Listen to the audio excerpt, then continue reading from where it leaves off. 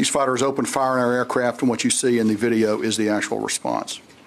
With the assault force surrounding the compound, we repeatedly urged those inside to come out peacefully. Let's go to the next video, please.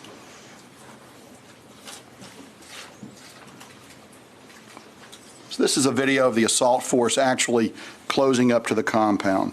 Those who came out of the building were checked for weapons and explosives and moved away from the immediate area. U.S. forces detained and later released the non-combatants. The group was treated humanely at all times and included 11 children. I want to make it clear that despite the violent nature of the raid and the high-profile nature of this assault, every effort was made to avoid civilian casualties and to protect the children that we suspected would be at the compound. 5 ISIS members inside the compound presented a threat to the force. They did not respond to commands in Arabic to surrender, and they continued to threaten the force. They were then engaged by the raid force and killed. There were 4 women and 1 man. After this engagement, and once established inside the compound, U.S. forces discovered Baghdadi hiding in a tunnel.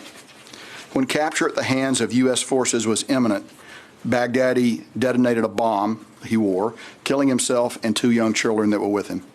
The number 2 is a change. We originally thought there were 3 children with him, and this is the number we originally reported up the chain of command. We now know the number to be 2 based on subsequent debriefing. A total of 6 ISIS members died on the objective. 4 were women, and there were 2 men, including Baghdadi.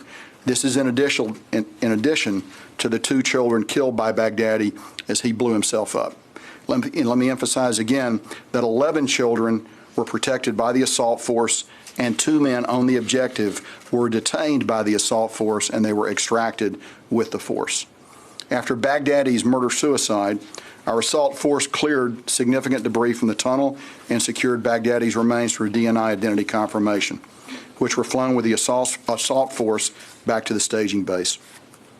Following collection of samples for formal DNA analysis, Baghdadi's remains were buried at sea in accordance with the law of armed conflict within 24 hours of his death.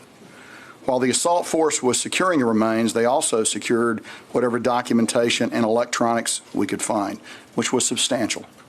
The assault force then left the compound and returned to their helicopters with the 2 detainees that I've already mentioned. After our forces were safely off the objective, U.S. forces employed precision standoff munitions to destroy the compound and its contents. Let's go to the next video, please.